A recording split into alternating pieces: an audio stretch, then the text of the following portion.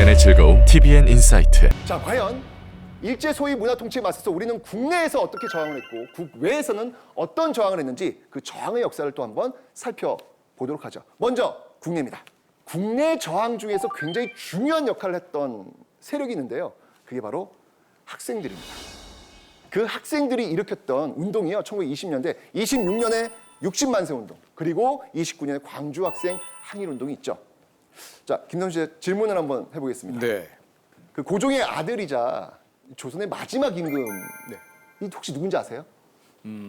저는 객관식이 익숙하기 때문에 보기를 좀 한 4개 내주시면 안 될까요? 보기 좀 되도록 있습니다. 자, 1번 세종, 네. 2번 영조, 네. 3번 정조, 네. 4번 순종. 4번 같습니다. 네, 맞죠? 예, 고종의 아들이자 조선의 마지막 임금 바로 순종입니다. 60만세 운동, 1926년에 있었던 60만세 운동은요, 바로 이 순종이 죽고 그 순종의 장례식을 활용해서 전개됐던 학생 중심의 운동이에요. 그런데 공통점이 있잖아요. 1919년에 있었던 3.1 운동 있잖아요. 3.1 운동은 누구의 죽음을 계기로 해서 전개된 운동이죠? 고종이잖아요. 고종의 죽음을 계기로 해서 정말 전 거족적인 민족운동 3.1 운동이 있었고요. 이 순종이 죽자 이제 또 사람들이 웅성되기 시작하는 거예요. 자, 고종이 죽었을 때 3.1 운동을 우리 전개했으니까 이제 또 한 번의 기회다. 우리가 살아있음을 우리가 보여줘야 되지 않겠는가? 라고 하면서 저항의 모습들을 보이려고 하죠. 근데 일본이 한번 당했잖아요. 고종의 장례식 때 이게 한번 크게 당했잖아요. 그죠? 그래서 이때는요, 뭐 그냥 순종의 장례식 그 상여 주위에 막 빽빽하게 막 경찰들이 둘러싸여가지고요.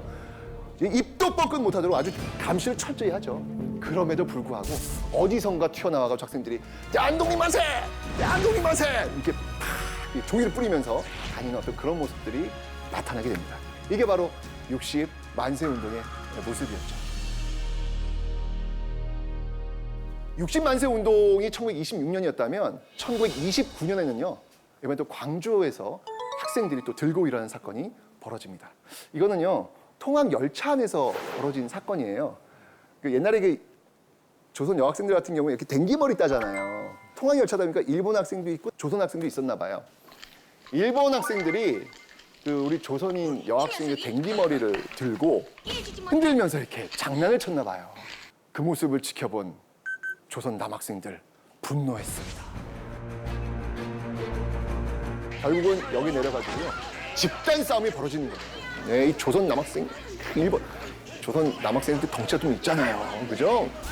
벌어지는 거예요. 근데 문제가 뭐냐면 이걸 처리하는 과정에서 이 일본 경찰이요. 일본 학생들은 막 훈방해주고요. 조선 학생들은 아주 강하게 벌어주는 거예요.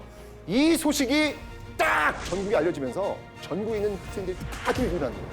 동맹과 휴학을 하면서 정말 그 일제의 타도를 외치는 그런 싸움이 벌어지게 되는 것이죠. 이게 바로 광주 학생 항일 운동입니다.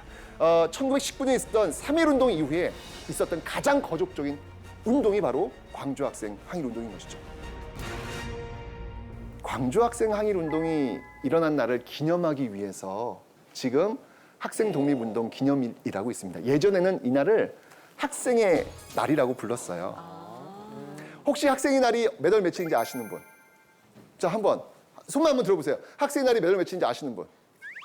딱 한 분밖에 안 계세요? 대표를 해서 답을 말씀해 주시죠. 몇 월 며칠입니까? 11월 3일. 박수 한번 주세요. 와우. 아니 근데 11월 3일인지 어떻게 하셨어요? 원래 어린이날에는 어린이날이라 선물을 받는데 이제 나이가 올라가서 학생이 지나게 되면 선물을 못 받잖아요. 그래서 학생의 날이 있더라고요. 그래서 이제 부모님한테 이날 학생의 날이니까 나에게 선물을 달라. 이야, 야, 와, 이야, 어느 한 학생이 저한테 와서 지금 똑같은 그런 얘기를 지금 하는 거예요. 선생님, 오늘 학생의 날이에요. 11월 3일. 초코파이. 초코파이 주세요. 이제 그렇게 얘기를 하는 거예요. 이렇게 앉혀놓고. 앉아봐.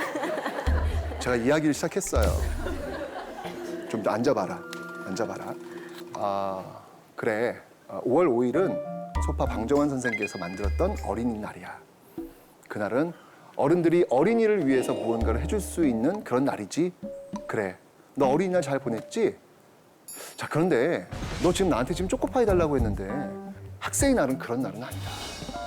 학생의 날은 바로 그 일제 그 혹독한 일제 식민지 시기에 아무도 이야기하지 않는 그 사회에 아니오라고 이야기했던 학생들, 그 사회를 위해서 그 일제 강점기에 내가 무엇을 할 것인지 고민하고 행동했던 그 학생들을 기념하기 위한 날이다.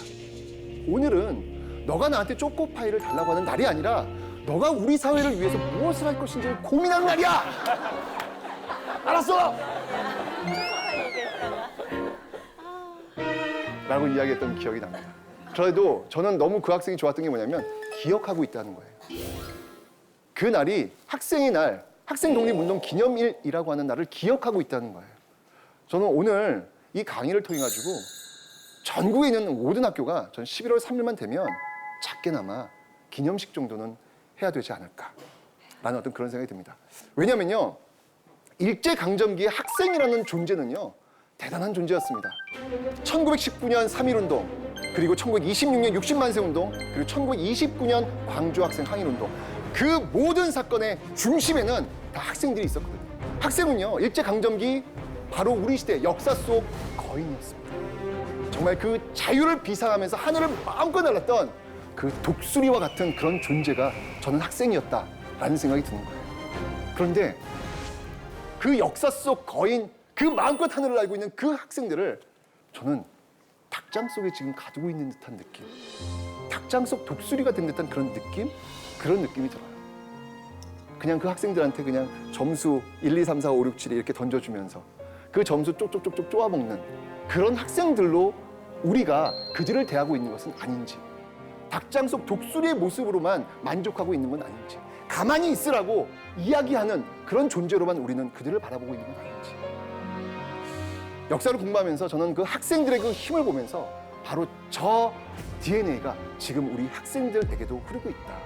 좀 우리는 그 학생들을 좀 다르게 알아봐야 될 필요가 있지 않을까. 그리고 학생들 스스로도 내가 바로 그 역사 속 거인의 그 DNA를 가지고 있는 존재라는 사실, 그것을 기억하고 있어야 되지 않을까라는 그런 생각이 1920년대 바로 이 학생들의 항일운동을 이야기하면서 기억해야 될 부분이 아닌가라는 생각이 듭니다.